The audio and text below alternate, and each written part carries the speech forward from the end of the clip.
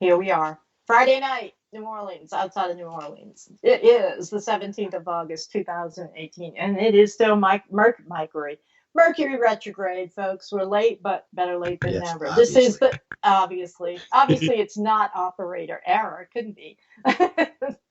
This is the Supernatural Substation, and I am your host, Alyne Pustanio, and laughing and snickering in the wings is Bernadine Leblanc. Haha. It's funny.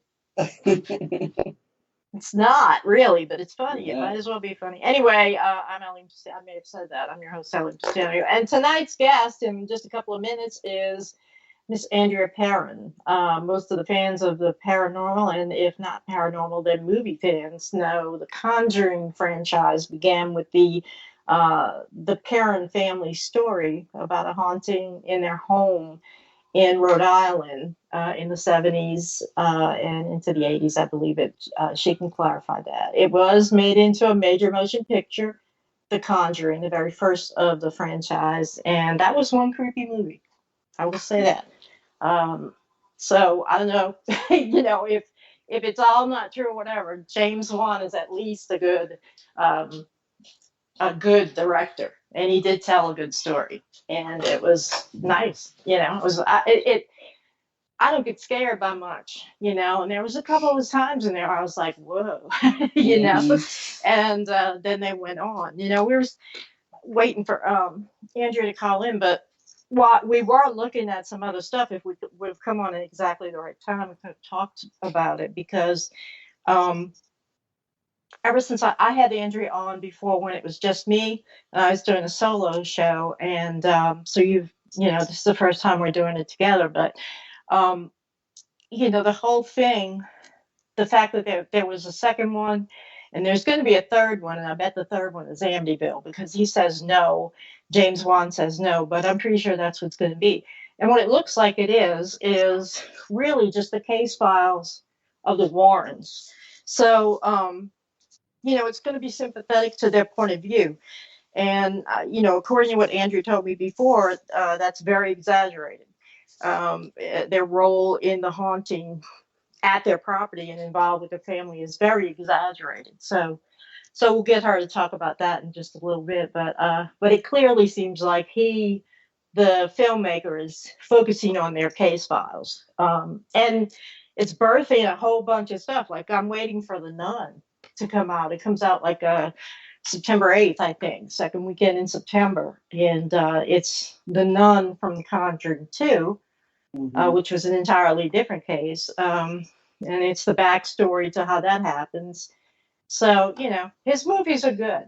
And, I mean, just looking at it as purely from an entertainment point of view, I enjoy him. And he's about the only one that can kind of give me a little creep. But, The you know, nun's pretty creepy herself. well, she is, right. And then Thaisa Farmiga is, Vera Farmiga plays Lorraine Warren in the Conjuring movies, and this is her little sister. But she's also a star from American Horror Story. She's just, I love her to death. So I'm trying to think about how is this going to become, the nun? How does she do that? But I don't think that's actually what happens. I'll have to see the story.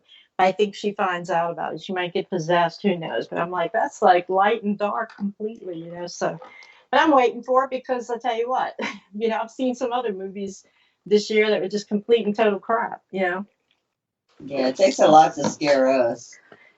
A lot, and they haven't met the bar a lot of time. Like, what? Everybody's sitting there chewing on their fingernails. I'm going, and I'll be the one laughing, going, Mhm. that's ridiculous.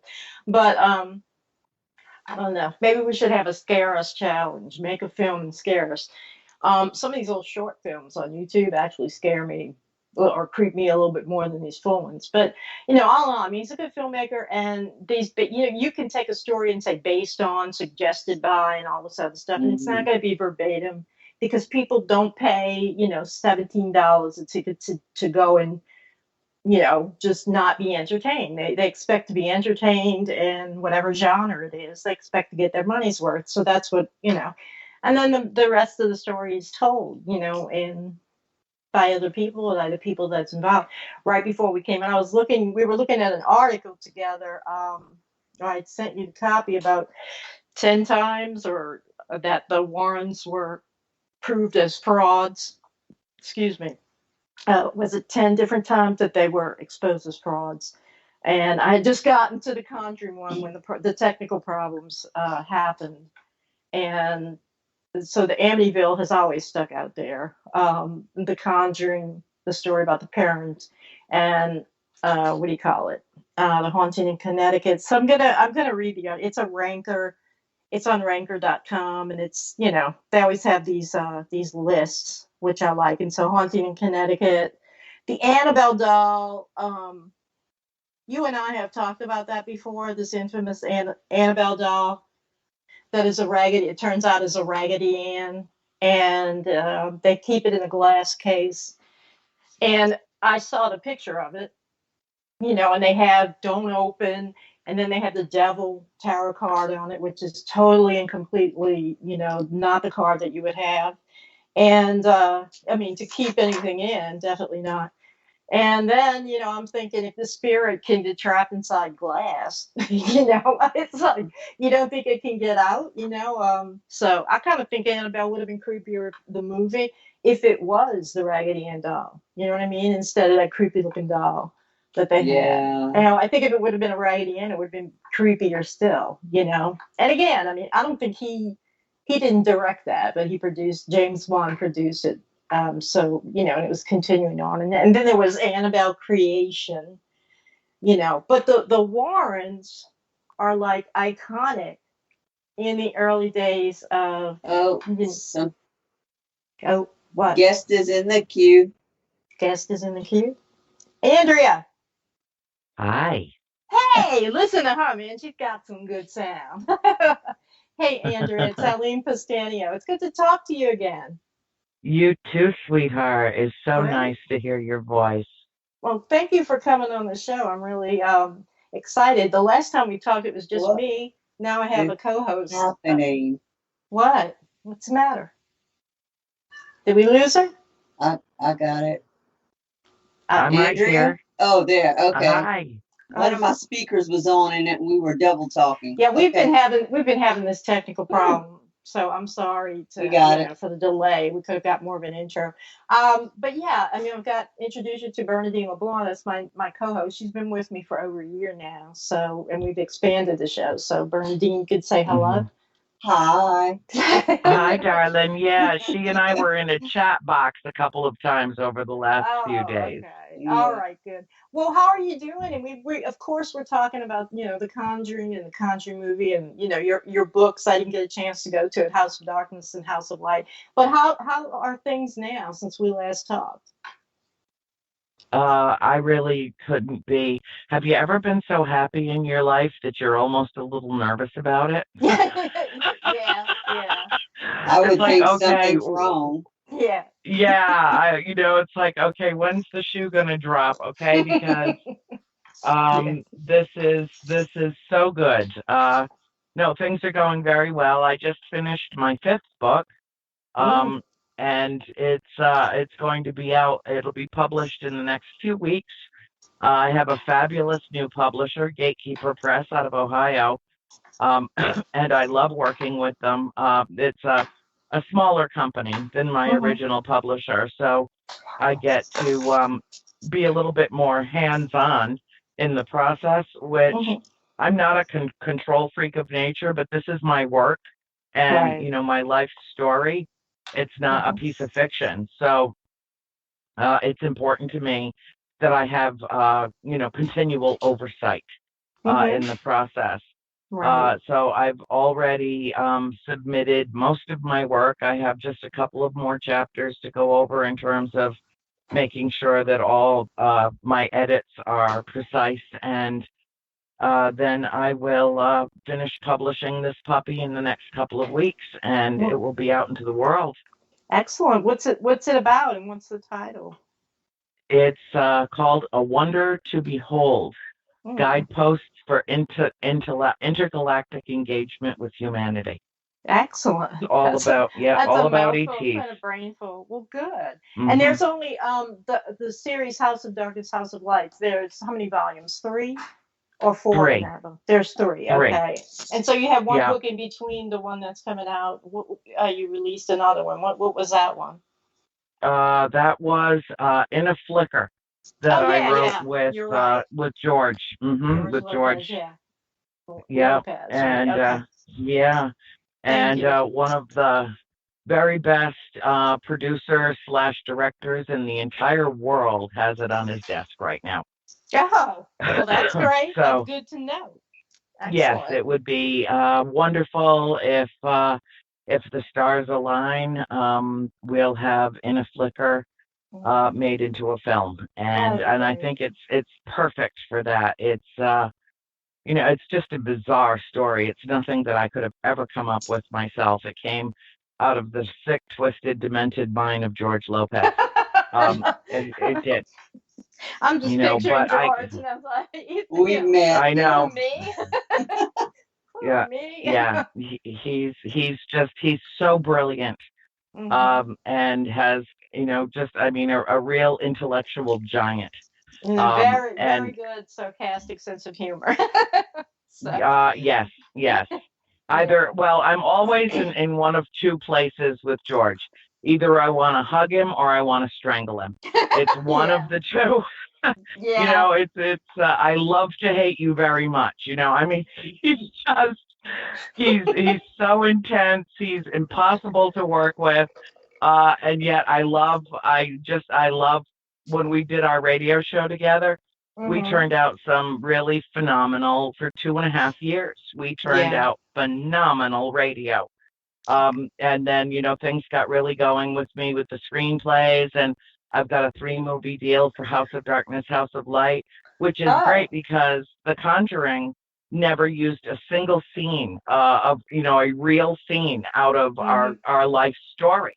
The Conjuring was literally conjured up in the minds of two screenwriters who read the books, freaked out about them, tried to include some of the realistic things that happened, and every time they did, Warner Brothers said, "Take it out. That'll scare people right out of the theater. What's the point in making a movie no one stays to watch?"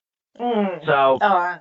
so That, the you know I think that in our mind we have a tendency to elevate Hollywood somehow above the fray, and this is all it's all about making movies, it's all about the bottom line, but they are fear-based carbon units too, hmm. and they just couldn't handle the truth. So, Well, in yeah, with that that's. being the fact, it freed me to be able to make 3 films based on those 3 books that don't in any way resemble The Conjuring at all. Hmm. Hmm. The truth is stranger than fiction. And I think that the world's ready for this. I really do. I think people can handle this. And I Oh, think that it will be an extraordinary success. I'm very much looking forward to it. I've got some of the top producers, top directors. I mean, it's amazing how people in the industry have flocked to this project. hmm. Uh, And I have mean, we surely don't hold, with all of what we're seeing about Hollywood now, with Weinstein and all of that, it's certainly, they're on their pedestal. The bottom line is money, period. Whatever. Yeah, well, yes, Um, it is, but it's more than that, though. It's power too. hmm. And and I have posted repeatedly about this. uh I think there are a lot of people that think that Weinstein's behavior was the rule rather than the exception. Yes. That has not been my experience. I have worked with a plethora of people in Hollywood, and Hmm. every single one of them was salt of the earth, pure gentlemen, and the women that I've worked with too were just as professional as they could be. I have not had any experience of anybody that I've worked with out of Hollywood that wasn't anything less than stellar. And I was listening before you brought me in. I was listening to your commentary about the Raggedy Ann doll, and I just wanted to be able to answer that question for you. Mm-hmm. I believe the James Wan, James really wanted to use the original doll. Mm-hmm. But the company, I believe it was Parker Brothers. I could be wrong about that. It might have been Milton Bradley, but one of the Right. two big, you'd have to Google it to find out for sure. But whoever owns the trademark um, uh, to the Raggedy Ann doll Uh-huh. did not want that doll used in the film. Oh. And so that's why they created the third, that other really hideous, ugly doll. Mm-hmm. The other thing that I will say tongue in cheek is that I will be answering questions about the Annabelle doll for the rest of my life because that's how cynical Hollywood is. The Mm-hmm. reason that that doll was infused into the original film, The Conjuring, was Mm-hmm. to set up the next movie. That doll Right. had absolutely nothing to do with our story. None of us ever knew of its existence. None of us ever knew the story behind it, and none of us ever saw it. Yep. So, Yeah. I guess. for it Well. to have, Go yeah, ahead. it was just fed into the story to set up more movies in the series. Right. And Dean and I, when we were talking briefly, it really looked like you're saying with your own books, and it looked more like I think that they pivoted to make this Conjuring. They want to make a series of them, obviously. And I think what they did was they just tossed the ball more to Lorraine, and they're portraying it. They're not actually saying it, although they have said it in some advertisements, from the case files of the Warrens. And it was Hmm. just me. I was telling Bernadine how when we first talked, how different your story is to what got on the screen. And the only, other than the reservations they had about your work and the stuff that was in it, it seems like they just went with her account. And we were looking at an article about 10 times when they were proved as frauds. And I Hmm. know there's not really a lot of love lost between you, and I remember you told me that the whole thing about them being in your home for days, that it never happened. And then they said that your mother had been possessed at the seance, and they dramatically show all of that. That's the whole, apex of the movie there. And that's not Hmm. true, so you have to, obviously, that's entertainment. I mean, they went more for, Well, they went for formula. They went for mhm, they just went with the typical Hollywood methodology. Um, and what sells is exorcisms. Well, there was mhm, no exorcism in our house. right. And Lorraine, to her credit, sat right next to me during they Warner Brothers took us out, brought us out very graciously 3 months prior to the premiere, the world premiere of the film, Mhm, and brought us out to Hollywood. And she had her son-in-law, and I had my sister Cindy, and the four of us sat in this massive theater and mhm, watched The Conjuring. And when they got to the part where there was an exorcism, Lorraine didn't know that it was in there, mm, and she protested and said, no, Ed would never, never, never have conducted an exorcism on his own. Never. And mhm, I just patted her on the hand and I said, honey, it's all in the script. It's all mhm, in the script. And she got very emotional about it mhm, because she's like, Ed at the time, and it might still be true that Ed was the only layman who's ever been trained to assist in an exorcism through the Catholic Church. I mm, don't know if it's true anymore, but it was true at the time. right. And It was. he had, I mean, they were devoutly Roman Catholic, and he would never have overstepped his bounds in terms of what an exorcist was an exorcist was an exorcist, and he wasn't one because he wasn't a priest. And no matter how bad the situation, no matter what was coming down, he would not have interceded in that way. And that's the point that Lorraine was trying to make. and Mhm. she was disturbed that her husband was represented in that way. And, my mother was disturbed that they implied, more than implied, overtly uh, portrayed her as being willing to kill her own children. Oh yeah, I remember you talked about No, that. you Mhm. see, because no, my mother was trying to get us out of that house. My mother was frantic about what was going on in that house, and she didn't want her children exposed to it. And she tried every which way she knew how to get us out of that house, including taking legal action to try to null and void the sale of the property. Mhm. Mhm. So, to say that it was a mischaracterization is the understatement of the new millennium. However, um, it was based very loosely on the case files of the Warrens, and that was predominantly what it was supposed to be based on.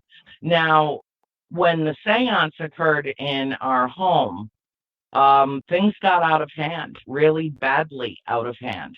And when my mother was lifted in, a chair that it was minimum 20, 30 pound chair, I mean, just a huge captain's solid maple, rock maple chair that she was sitting in, and it lifted off the floor, and with her in it, and in a split second, she was tossed into the middle of our parlor, and everybody in that house heard her skull hit that floor. Mhm. And that was the most horrible moment of my life. I thought I had just seen my mother die. Oh God. When my father broke away to rush to her side, Ed made the critical error in judgment of grabbing him by the arm to stop him from going to her. And when he did that, my father turned around and cold cocked him and punched him right in the face and broke his nose and took that gigantic man right to the floor of our dining room. Oh Lord. I'm not surprised that that didn't make it into their case files, nor am I surprised that they did not include their expulsion from our house that Mhm. night, along with their entire crew that came with them for the event. Mhm. Um, but it will be in my movies because it's Mhm. the truth. And, Lorraine, I am not going after somebody who's in their 90s and doesn't even remember a Right. lot of what happened anymore. I mean, she's past that point now. So I will not criticize her. I do believe that they tried every which way they knew how to help our family. I don't think that they deliberately exploited our family. Um, and I hold that for myself. I'm not speaking for my entire family. There are members of my family who think that she and Ed did actively exploit us and our story. Mhm. Um, but they didn't succeed. And so, what I could basically say about that is I think that probably they were a little overzealous and very excited about what they were, seeing and what they had experienced at the farm. Mhm. And so they felt compelled to talk about it, and they released a little too much information. Yeah. You can't, in a state the size of Rhode Island, you can't take our last name, attach it to a town where we're the only family with that name in that town and expect that we're not going to have some blowback from that. Right. And that's what happened. And my mother chastised both of them for it, said we had a confidentiality agreement that they breached. And Mhm. as far as I know, once she confronted them about it, it never happened again. Um, so But the I think damage that was it's a done. I mean, the damage well, was done because I remember when I talked to yeah, you, they had all the kids and all of the paranormal geeks running around, and they had gotten to the cemetery and broke Bathsheba's headstone, and so yeah, it's like the damage was already done, and it has entered into paranormal iconography now, the story itself, and so I guess that's what I mean. I was looking at a video on YouTube by the woman who's living there now. I just started to look at it because it was in a link in this article that the 10 times they were frauds, but it's by that woman Norma, I guess, who owns a house now, right? And she's all mad. She's mad about what happened to her property and her house, and you talked about that a little bit the last Yes, time you were I on. did. Yeah. But we had she blatantly lied about a number of things when the film came out, including saying that I never told her that there was going to be a movie made about the story, Hmm. when in fact the original producer contacted her first. She called me and asked if she could give him my phone number, and she knew very well. I kept her apprised of everything that was happening all through the process of The Conjuring, before it even had a name, before it was, a screenplay, before it was just a discussion at New Line Cinema and Warner Brothers. Right from that point all the way to the opening of the film, she knew everything that was happening. She was very well aware of all of it. And she went on national TV and said that my mother was a liar and that we made the whole thing up. And, I mean, I turned on her then because, she tried to make my life a living hell. She said that I was responsible for everything that happened at the farm. I've seen the police reports. It was a handful of times that they were called up there because of trespassers. I made videos asking people to please leave, that it was private property. It was privately owned. Please, please do not go up there. In all the years that my books had been out, no one, none of my readers had ever imposed themselves upon that couple. Hmm. And people weren't just showing up at the door and knocking on the door. Some imbecile in California dug up the address and posted it on the internet. She blamed me for that. She blamed Oh, me for everything, and she fractured a 28-year friendship because once trust is gone, right. the friendship's over. And I will never trust her again. But I'm not going to pile on because she lost her husband last year, and he was Um, one of the kindest, most gentle, most loving human beings I have ever encountered. And I had an enormous amount of respect and affection for him. And it broke my heart that my relationship with him had to be severed because of her behavior. yeah. Anybody that is paying any attention at all knows that my entire family, that first and foremost, this is probably the most well documented haunting in American history, if not in world history. That's first and foremost. Hmm. Secondly, my family never in any way altered our version of events, quote unquote, once in 45 years. Not once can you go back anywhere and see any contradiction from any member of my family about what happened at that house. Hmm. She is the one who did a complete 180 in the middle of the river. And when you try to change horses in the middle of a river, you get wet. She put Hmm. out a couple of videos of incoherent rants. I mean, just unintelligible rants Hmm. about her so-called historical background. I didn't write this as a freaking history book. I Hmm. wrote this as a family memoir of what happened. And Right. anything that's in there is exactly what we experienced or what we were told, et cetera, et cetera.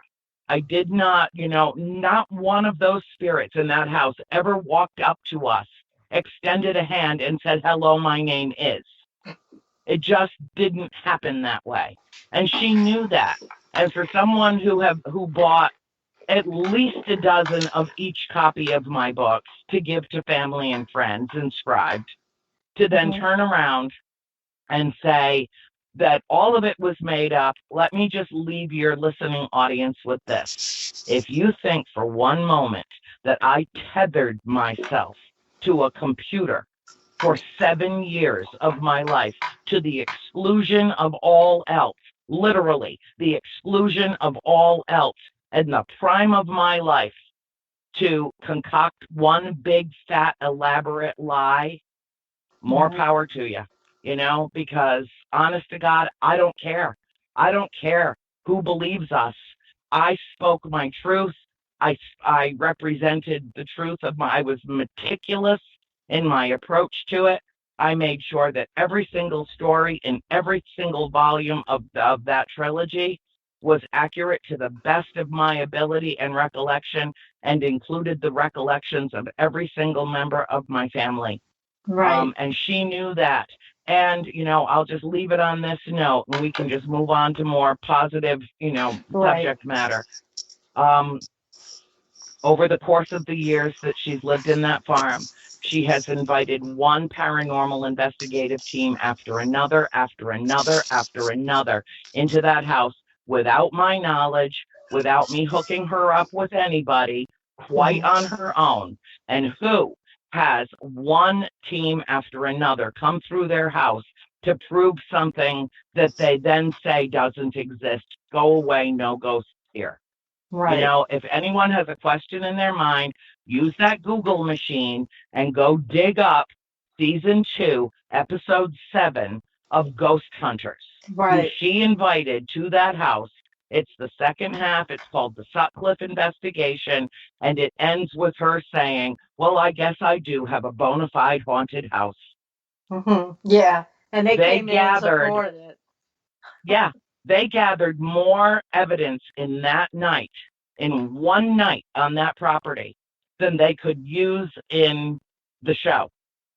They had to cut out evidence because there was no way they could cram it in to the second half of the broadcast.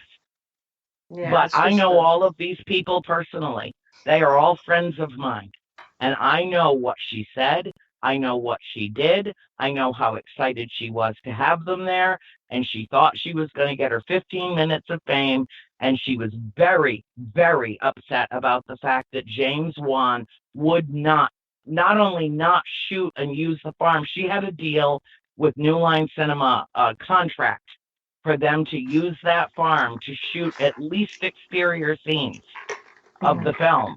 And when James Wan read my books, he wouldn't, not only would he not go to the farm, he refused to step foot in Rhode Island.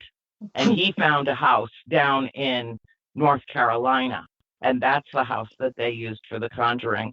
I And he remember openly that. admitted, he openly admitted, I'm scared to death. I'm not going anywhere near that house. And so Right. she lost a boatload of money, and she was angry Yeah. about She it. got And instead pissed. of handling it like an adult, she just targeted my family. And you know what? My mother's been to hell and back in this life. She's going to be 79 years old next week. And if Wow. anybody thinks for 1 minute that they can make her their personal punching bag, they've got to come through me first. Right. Right. I remember that. I remember it every time I see an oak tree down here with really spooky looking moss. I remember you Yeah. saying, "We don't have oak trees like that in Harrison, Pennsylvania. We don't Yeah. have And Spanish we don't moss." have Spanish moss in Rhode Right. Island either. I Yeah. think about you all the time because I was like, yeah, there's another tree, and I hear you just say, "We don't have that," and Mm-hmm. what do I know? I mean, in your book there was like a swamp. There other places have swamps. I mean, they have boggy areas, and only they, but I was like, no, I guess that's right. Up past the Mason-Dixon line, they don't have Spanish No. moss, right? So, but Right. I guess everybody's so wrapped up in the movie. It's not. I mean, there's a difference between entertainment and being accurate. Sometimes being accurate is difficult, but yeah, I want to box that up because that comes along with you, obviously, because it helped you, develop your public persona and all that. And I know that you've moved like away from, the whole Conjuring business. It was a footstone, but like you say, now you have books coming out, and you were speaking about, this awakening and this just I'm going to say movement, but I'm not sure if that's the right word. Excuse me. Toward discovering our relationship to the stars, our relationship to the universe when we last talked. So I imagine Mm-hmm. you're further on that journey now. So why don't you tell us more about that? Well, it's always been, I think that there are two critically important questions for humanity to answer. And I cannot say for a fact that we ever will have the entire answer to either one of them, but I think that it's the kind of stuff that keeps people up at night in the wee hours of the morning. Mm-hmm. Um, and the first one is there life after death? Is this it? Is this all there is, or is there something more? That I feel quite confident that I know there's something beyond our mortal existence. I just don't know exactly what it is. I can't even, I'm almost 60 years old and I still can't tell you precisely what it is, but it is. And so, based on my own personal observations, based on everything that I've experienced in my life, I think that it is a critically important question for humanity to have just for our own peace of mind. I live fearlessly, not recklessly, but fearlessly, because I know that there's something beyond our death and that we go on, even though the vessel dies.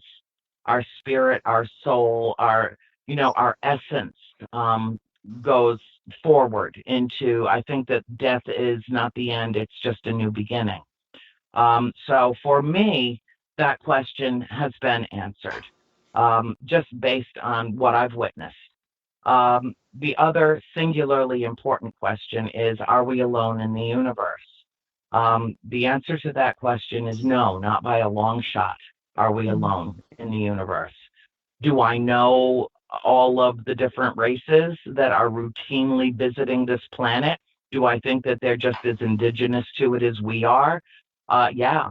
I don't know all the different races. I know the ones that I communicate with. And I'm very comfortable in that communication. I don't feel any trepidation about it. I don't feel threatened in any way. My interaction and engagement is with light beings. Nothing dark even dares come near me.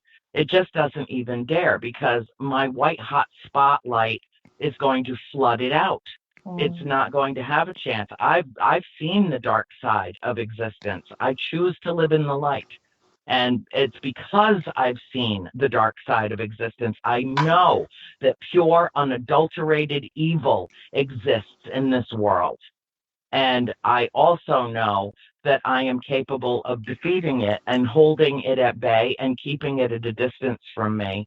And it's something that I make a conscious decision about every single day of my life. But I will tell you that what gets me out of bed every single morning is going outside and saying good morning to the galactic family. I have anywhere between 20 and 30 sightings a day.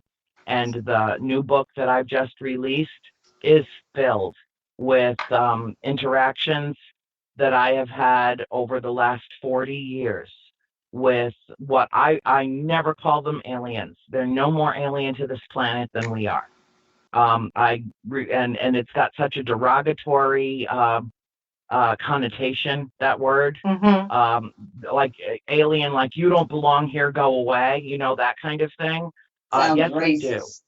This sounds Yeah, racist. and it is, I mean, we're so busy being racist toward each other on this planet, how do they expect to be treated up there? I treat them with an enormous amount of respect. It's very important to me that people understand that my experience with them has been nothing but light and love, nothing. And I've seen some things that I'll admit have truly shaken me, have startled me to the core. Starting with my first conscious sighting when I was just a mere child. I had just turned 13 when I saw an entire flotilla of ships pass over our home at the farm. And I have to think that it was because of our exposure to fourth dimensional beings, to the spirit realm around us, that had pried open my third eye to such an extent that I was supposed to see what I saw. But I will tell you that it completely and utterly and totally and irrevocably changed my life. I knew from that point on, as a mere child, that this universe was much more than meets the eye. Right. Did they look like ships? Like, what did they look like? I mean, we have all of the the movies, etc. What did they look like to you?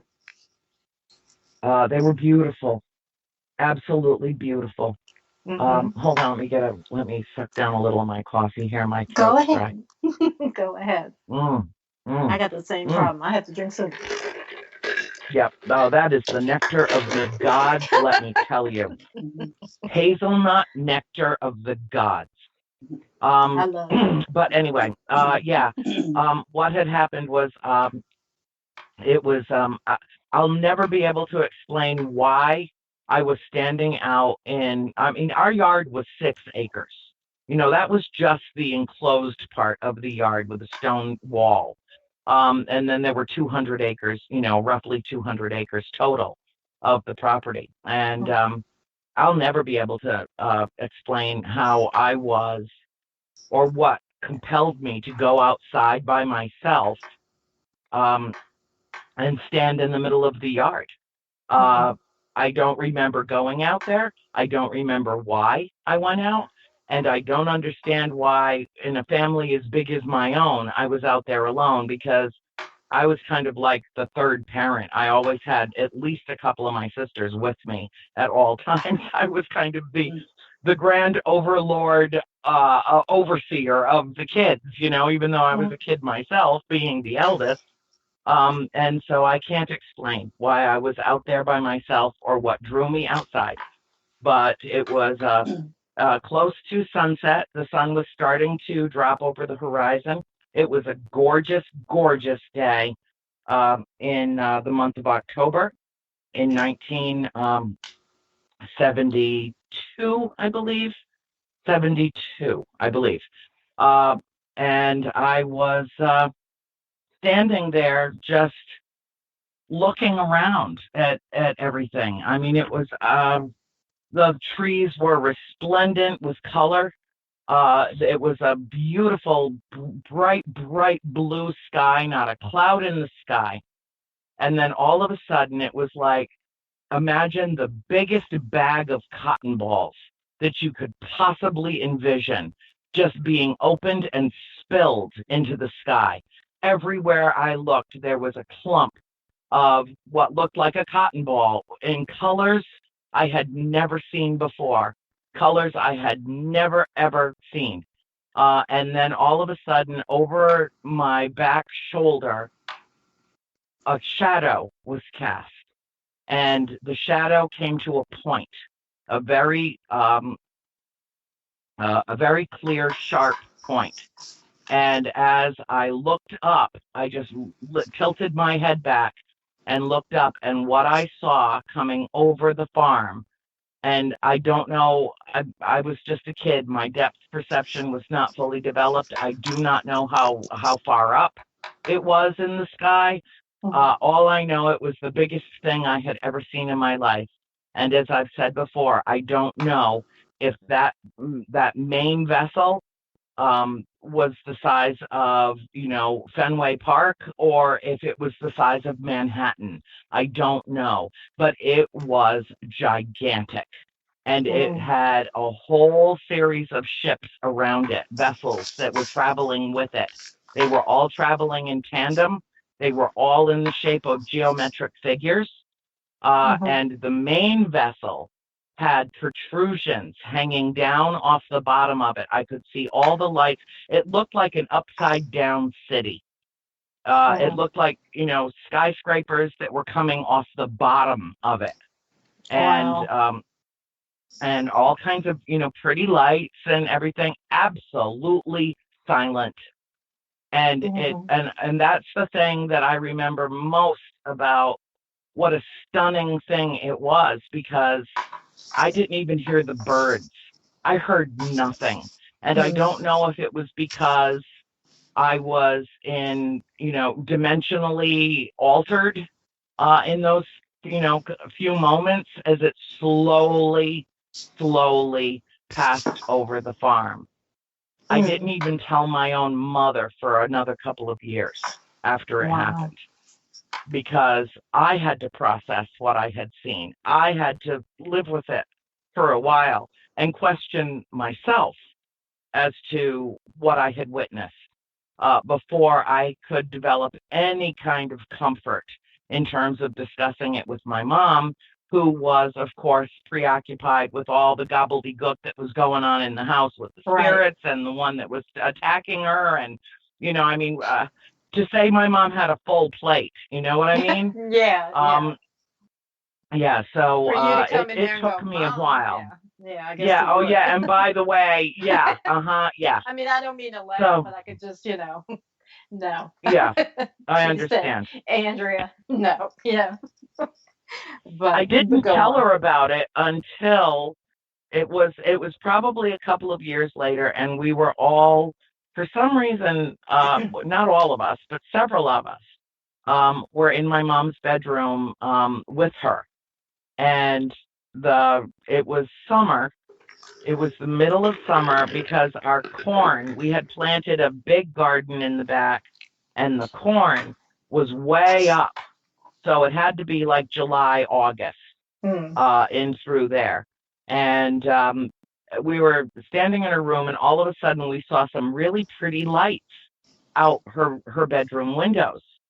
Mhm. And I know it was Mom, it was Cindy, it was Christine, and myself for sure that were in the room. I don't know if April was there or not, and I don't know where Nancy was, but the rest of us were definitely in there. And we went to the back windows, and we started watching these pretty lights in the sky that all of a sudden came in for a landing in our garden. And the vessel was no more than maybe 2 feet in diameter. Um, it looked like a cone shape, except that the top of the cone appeared to have been shaved off. It was flat on the top, but it was at an angle, and all the panels of lights were all around it. And it came in and it landed in the middle of our corn and stayed there for no more than maybe 10 seconds and then took off like a shot. It was Mm. gone, just as fast as anything I had ever seen move in my life. Certainly a propulsion system that was nothing like anything that we had on Earth. I don't care how sophisticated anything was in the 70s. It was not one of ours. And Mm. interestingly, my sister Christine completely blocked it. She has no memory of it at all. But Mom and Cindy and I absolutely remember seeing it.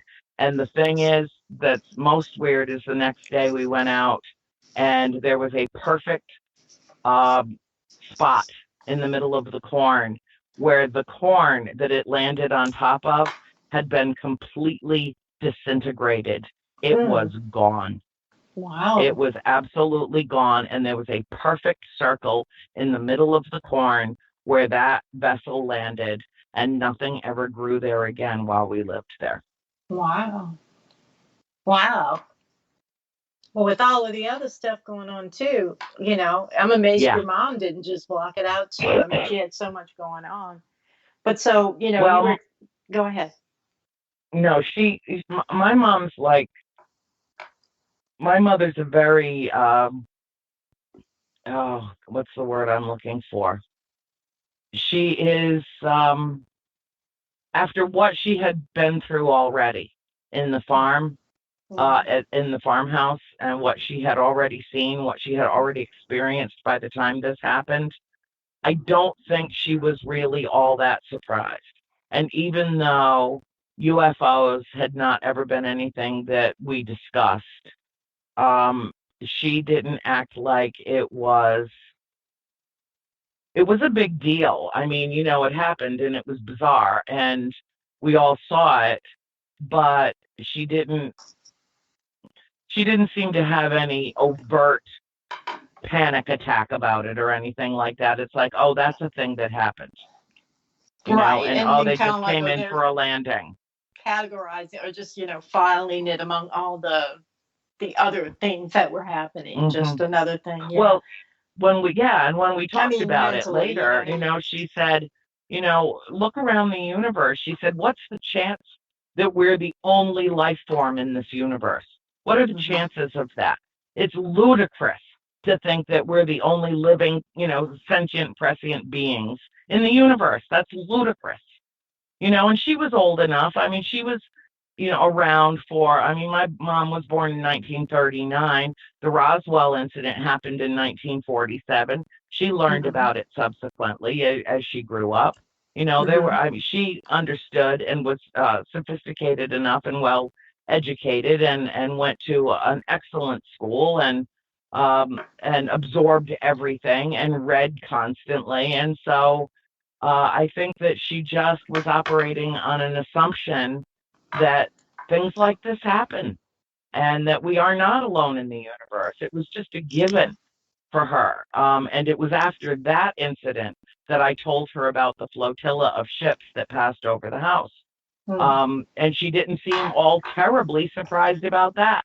But it wasn't until more than 30 years later that I found out that that same flotilla of ships had shown up on the radar over Nova Scotia out of nowhere, just showed up on the radar and traveled all the way down the eastern seaboard and then cut across the Atlantic Ocean and made an entire tour of Western Europe. And it didn't disappear until the Royal Air Force in England scrambled their fighter jets to go after it. And then in a split second, it was gone over the North Pole, just gone. Wow. Yeah, and I found out about that, and I looked. I mean, let's face it, there were no computers back then. There was very little written on the subject back then. I devoured everything that I could get on it, but the information was incomplete, or worse yet, there was, deliberate misinformation being infused into the population by the government, which, by the way, persists to this day. So it was impossible to get any verified information about that.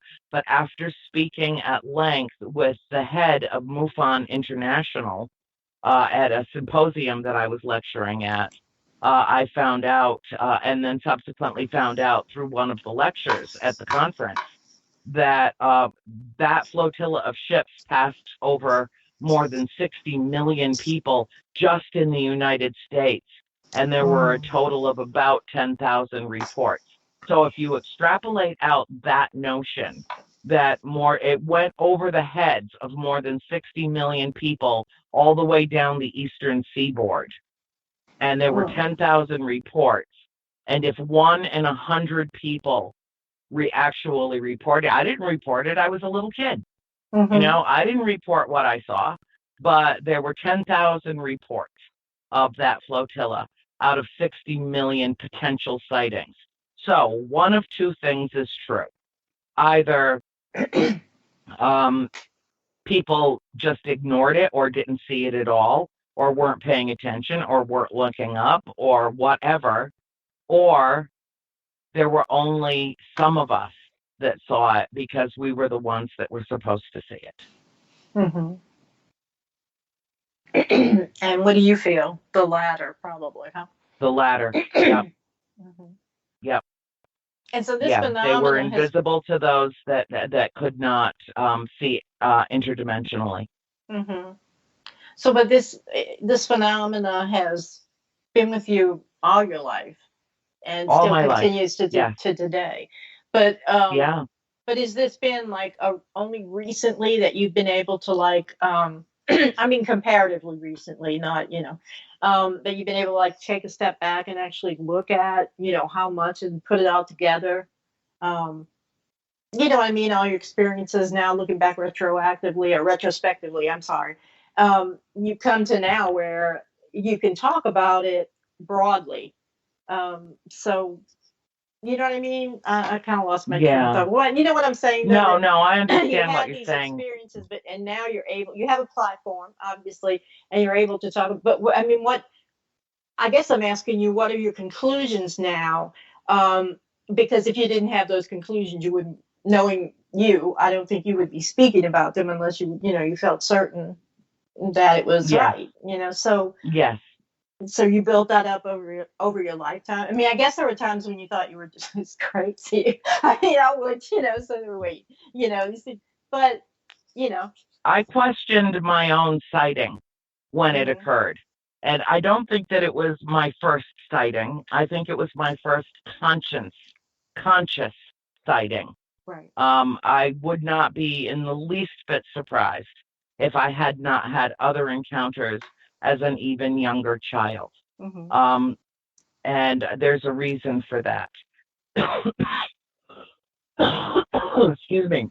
Mhm. I was, I think in some ways it was kind of like, you know how you prepare the ground before you plant a garden? Yeah. I think it was Yeah. a case of preparing the ground for me. Mhm. And then when I, reached the age of awareness, the age of reason, is when I was allowed to see that flotilla of ships, um, so that I could begin to think about that, to put that in some kind of perspective. But my fascination, um, I would say, began in earnest that day. It was Mhm. not something that I had ever really considered. Obviously, we were preoccupied with what was going on in the farmhouse and never knowing what was going to happen next in there, which was a precarious way, for anybody to live, especially kids. Yeah. Uh, but that changed everything. That was my personal paradigm shift. Mhm. So basically, I shifted about 30 years, 40 years before the rest of the world. Um, and uh, and there's a reason for that, so that I could participate in this shift. And it's very unusual how all of this happened, because I I had an experience in 2012. I had a close encounter on Skype, with a being that was shocking to me. I was on Skype with a friend of mine up in Rhode Island. I was living in Georgia, and this entity usurped our Skype connection in such a way that I could see his face and she could see the back of his head. Oh my God. And Wow. I Nice. received a download that was so intense Glad I don't have that video I right thought now. my head was going to blow off my shoulders. Wow. And I ended the call, and I will always regret that I ended the call. I had him right there. My mother saw him. She saw the back of him. I saw his red laser eyes Mhm. penetrating into my own. And I received a download of information that literally became uncomfortable, to the extent that I had to end the call. And then I Wow. went into complete, total emotional meltdown, not out of fear, but out of a release of human emotions unlike anything I had experienced to date. Wow. Um, a week or so later, I was in downtown Atlanta.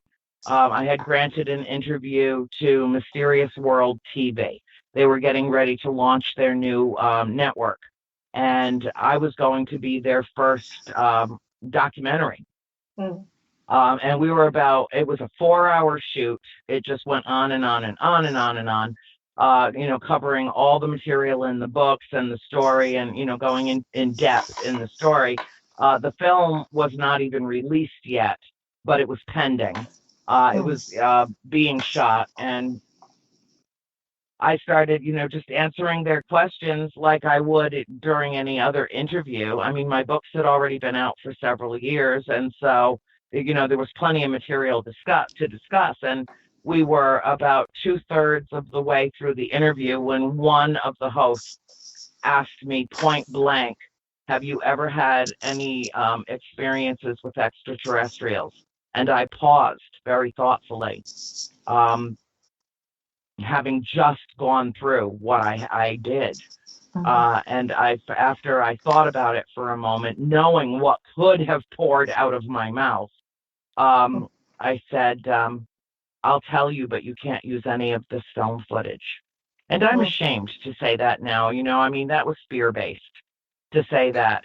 But there were members of my own family that well aware of my connections to the Galactic family who did not want me to talk about it, did not want it to in any way undermine our memoir, and the true story behind the movie, and thought that I would be taken more seriously writing about ghosts who are dead than living beings that are flying around the planet.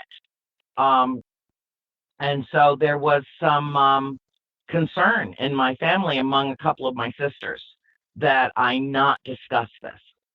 So I told them what happened on Skype the week before. And their eyes were as big as saucers. I mean, honest to God, they were just like, "Oh my God, this just happened to you." And I said, "Yeah, but I don't want to intermingle the two subjects. I want to keep it separate and distinct." And they agreed. They absolutely agreed that they would not use it. And then 6 months later, when the documentary had been produced, one of the owner of the company sent it to me, and she said, "I need you to watch it and give me your permission to release it." And I was very busy at the time. And I said, "I trust you. I was there. I did the interview. I'm sure it's fine. Just go ahead and release it." And she's like, "No, you need to watch it." And that was the red flag. It was like, what did they include in there? And when I watched it, they had gotten somebody in their graphic arts to recreate the being that I met on Skype, so close to my actual description that it sent me into a flashback when I saw him. And I had a huge decision to make. I mean, talk about the ultimate leap of faith. I had a big decision to make, whether to tell them to take that out of their documentary or to go ahead and release it. At the time, it was to launch their new, Mysterious World TV, along with an interview that they had done with Paul Hellyer about UFOs. So obviously they were interested in the subject matter.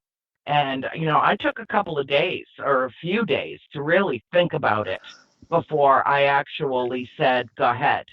Not knowing that video, that documentary, was ultimately going to be licensed with Warner Brothers and packaged together with the DVD of The Conjuring that went out all over the United States and Canada. So to say that the genie was out of the bottle, it's more accurate to say that Pandora's box got opened, and I can't ever close it, nor do I ever want to close it. This is the most important thing to the course of the evolution of humanity. And I think that this is the most important discussion that we can have on any subject at any time.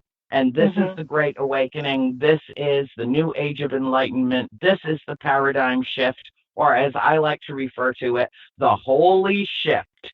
We are right smack in the middle of it right now. And this is a story that needs to be told. On May 24th of this year, I had an encounter in my own bedroom. The last thing in the world that I expected. I had just come back from Georgia, where I had spent 7 weeks. They had a terrible winter in Georgia. My sister and my mother's property had been decimated. I mean, there were huge limbs down. They had 2 massive snowstorms and an ice storm that really damaged the property. There was so much work to do. My mom, at 78 years old, couldn't be out there doing it. And my sister had broken her leg and she couldn't do it. So I went up there and I worked my butt off for 7 weeks. And when I came back to Florida, I had injured my low back so badly that I had a lower lumbar sprain that had incapacitated me. I was in agony. I mean, I didn't even want a chiropractor to touch me. I didn't want to be touched. I just wanted to lay in bed and eat Motrin like it was candy and just heal, let my body heal. Well, it wasn't healing. It was terrible, the pain that I was in. And in the middle of the night, I was laying in bed. I appeared to be completely asleep. Mhm. I sleep in an odd way. I sleep angularly. I sleep horizontally, obviously, but also diagonally across my On bed the so that bed. my feet are hanging off of one side and my hands are hanging off the other side because I ain't afraid of nothing coming up from underneath it. You know what I mean? Yeah. Um, so, if it mitigates hot flashes, I'm going to let the feet and the hands stay cool. Okay. That's right. That's Um, right. and so I'm laying in bed and I'm fixated on a conversation, an interview that's on TV that night. But my eyes were closed. I was just simply listening to it, but I was wide awake. Mm. And something compressed the bottom corner of the bed to such an extent that I thought it might be a visit from my sister. My baby sister April died quite unexpectedly last Oh year. no. Oh no. It I'm just sorry. devastated our family, absolutely devastated our family. It was a terrible tragedy. And Mm. we thank you. We've Mm. all been trying to get through the silence. April was the loudest, the most rambunctious, the most troublemaking, mischievous, in your face, always around, on the phone constantly. I mean, she was omnipresent in our lives. Oh And the God. silence of her absence is deafening. Mm. I'm And I so thought sorry to hear because that. she had, thank you, sweetheart. And anybody out there listening, please, please listen to me. Fentanyl is poison. It is toxic, Oh and my it will God. make you feel better until it makes you feel dead. Nine Oh my people a God. day on average die in this country because of fentanyl patches. It's 50 times more powerful than Oh my morphine. It God. will They kill you. prescribed her patches. They won't even Yeah, like they won't even police won't even handle it without gloves. You can die from just handling like one of the yeah, pills or something. Why would oh my God. That's yeah. terrible, Andrew. She had degenerative spinal disease, and she had a Oh, couple of discs that had collapsed, and she was scheduled to go into the hospital the next morning. And she put on her patch, and she took her oxycodone, which was prescribed to take with it, yeah. and That's it another stopped her that's the heart. other nightmare. Yeah. That's what I was just That's saying. Yep, It's the other sedating. nightmare drug. yep, Oh my mm-hmm, God. I'd sue the living yep. hell out of So, everybody involved. That's yeah. terrible. So, I thought it was her because April has come to Right. see every one of us several times. Hmm. And I'm so grateful for that because had I not grown up the way that I did, had I not been aware of the spirit realm, I don't know that I would have recognized the visits or anybody else in my family would have. So I'm Right. so grateful Mm. to, be so open to the spirit world that I knew when my sister came. Well, when I felt the compression on the bottom of the bed, April was a bit of a fatty patty. I figured, oh God, April's Aw. here. I mean, I was so excited, but I didn't move. I just waited. I didn't move. And the compression went, it pushed the mattress down at least 6 inches, just smushed it down.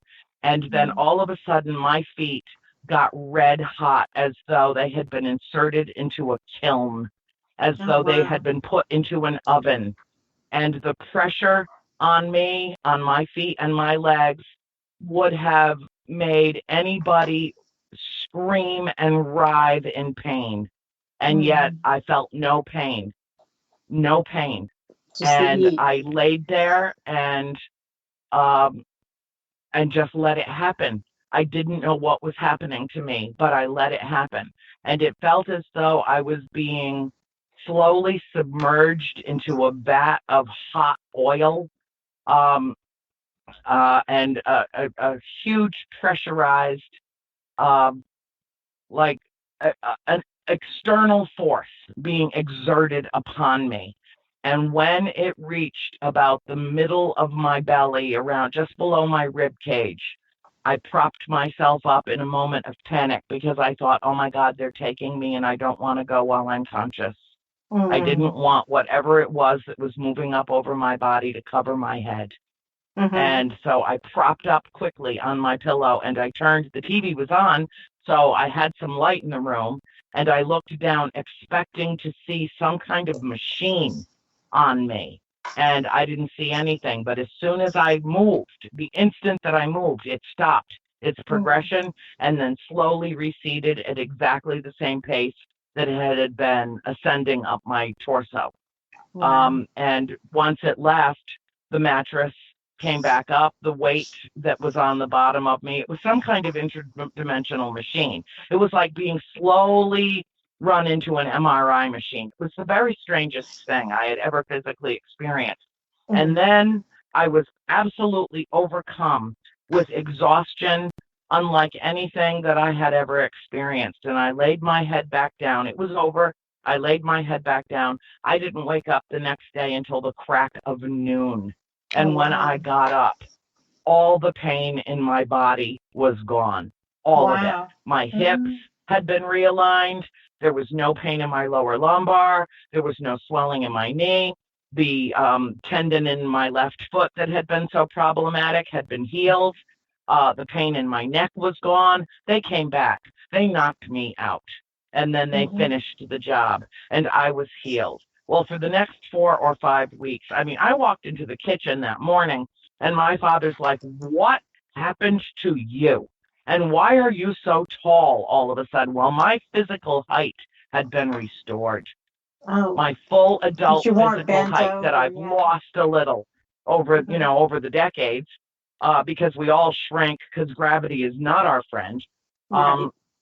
And so I walked into the kitchen, like he's like, I was about to go, like, make sure you were still alive, because I get up with the birds every morning. If I even go to bed at night, I generally write very, very late into the night because it's quiet. There's no phone calls. There's, no interruptions. Right. And so, yeah, I walked into the kitchen like I was a teenager, like, honest to God. And I've had no pain in my body since. I've had no issues at all. And, over the next few weeks, I kept having this niggling. I was right in the middle of drafting the second of 3 screenplays. I mean, I've got people in Hollywood waiting for me. This was mission 1, is to get all the screenplays completely written. And I had already turned in the first one and was well on my way to completing the second one. And I kept having these visions and these notions and these ideas. And, I always keep scrap paper everywhere I go. I'm one of these note people. I just write something. I have an idea, I write it down, I throw it to the side. I have another idea, I write it down, I throw it to the side. And so I just kept writing down these things that were popping into my head and talk about this and talk about that. And, after about 4 or 5 weeks of that, I said, you know what, screw it. I just put the whole screenplay aside. And for 3 solid weeks, for 18 hours a day, I wrote this new book. And I put it all out there. I don't care what anybody thinks about it.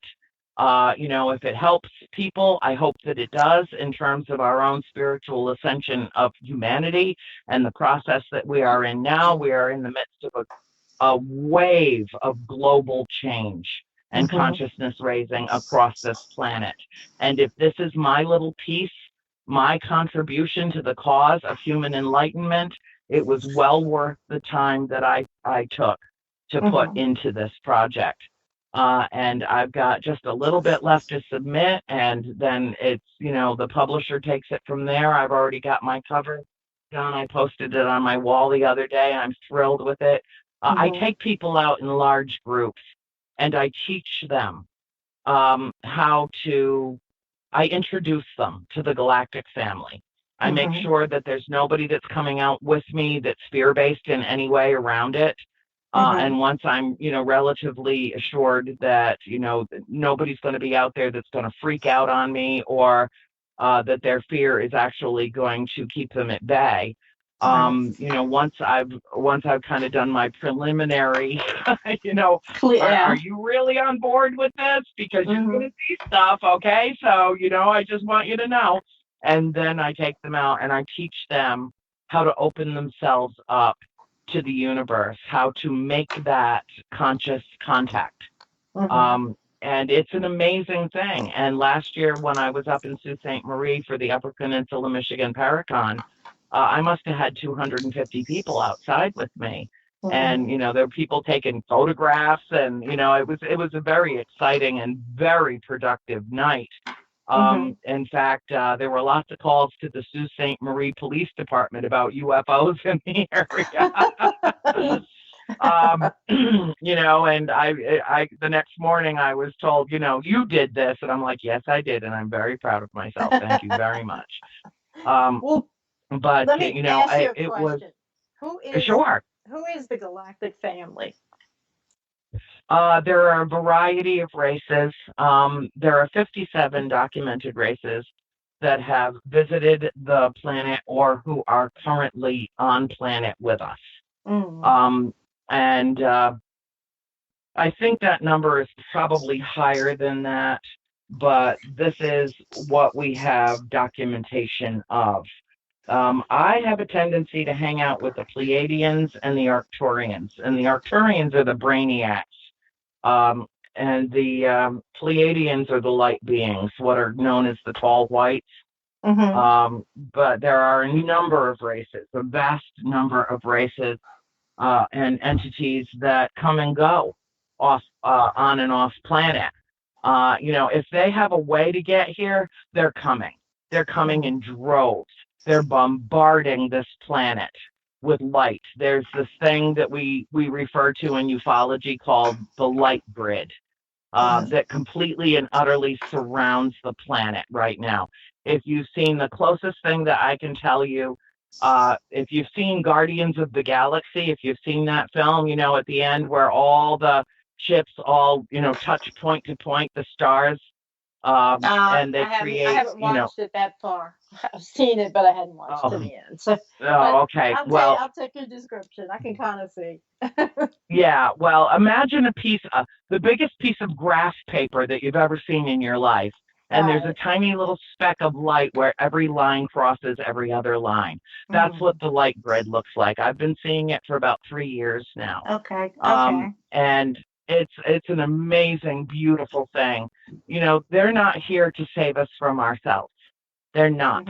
And in fact, there's a chapter in the book called The Chicken and the Egg.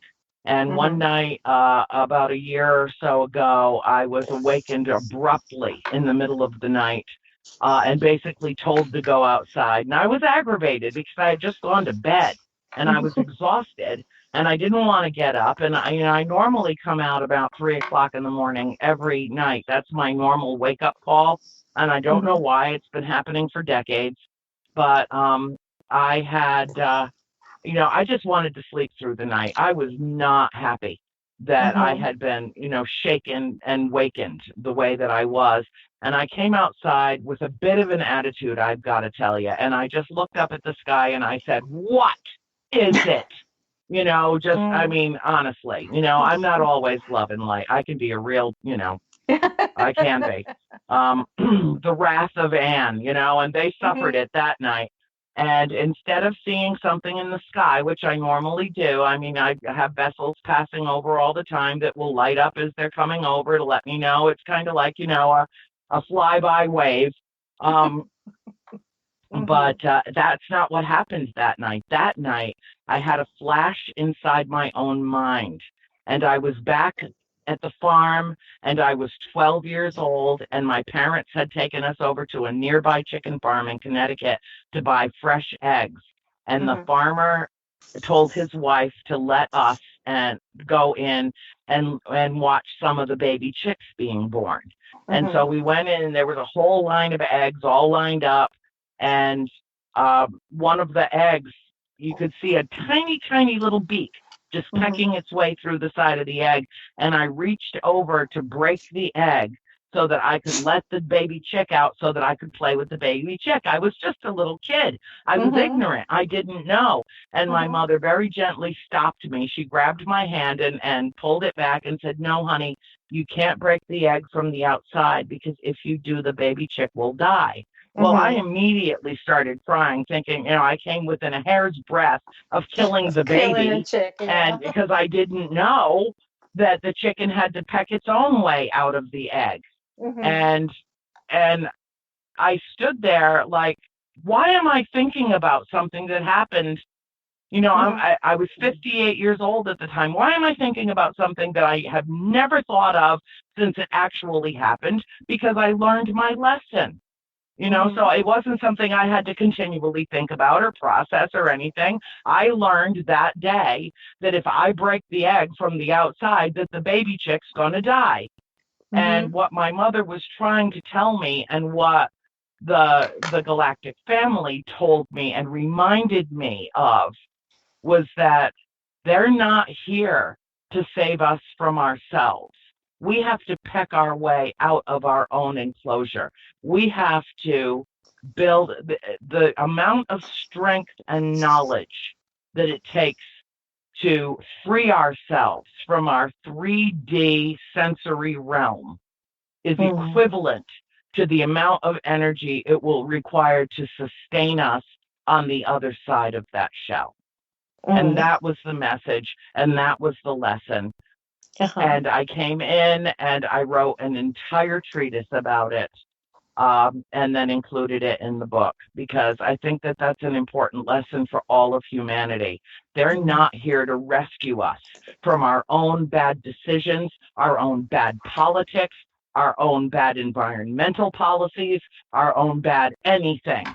Mhm. They're here to shed light onto this planet and just simply uplift us by making their presence known. Mhm. Well, that. So now we have official disclosure. As of December 16th of 2017, the Mhm. Department of Defense completely circumvented the White House, which is very telling in its own right, and released their own disclosure about the UFO UAP phenomenon in the New York Times on December 16th. Mm. And it was disingenuous, to say the least. What they released and what they put out was what I described in a video that I made about a week later, once I had a chance to think about it and watch to see how people reacted. They Mhm. gave us a snowflake on the tip of an iceberg the size of Antarctica. They Wow. are withholding 99.999% of what is actually going on. And it was just a tidbit. It was just a morsel. It was a taste of what's Mhm. to come. And nobody, believe me, nobody walked into the Pentagon that morning and said, let today be the day that we tell the world the truth. This was Right. well coordinated, this was well planned, and this was a deflection technique. Because So they want to something big control is everything. going on. They want to Yes, control. yes, That's their because main power thing. equals Control. control equals power. Right. Yes. Right. Precisely. And they use all of these things like y'all couldn't handle it. If we just can't handle it, if we let everything out. So that's all. That's all The of thing them. that was, I know, and the thing that was shocking to me is Mm. that there was no reaction.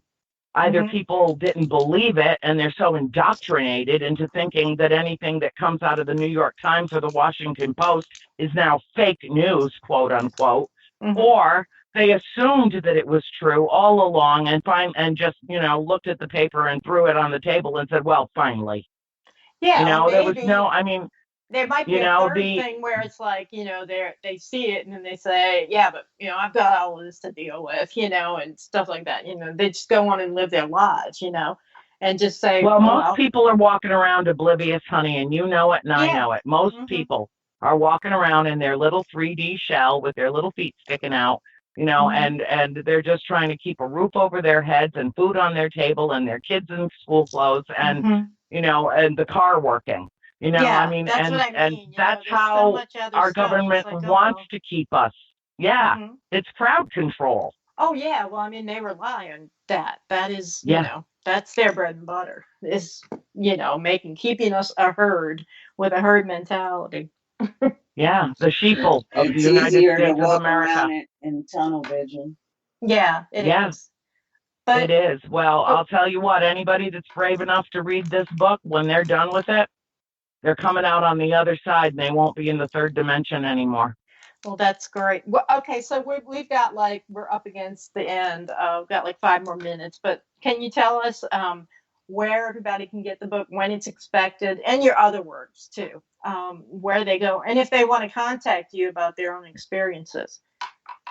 Well, anybody can reach me. I'm very easy to reach. Right now, I'm up to my neck in work, so I'm way behind on personal correspondence.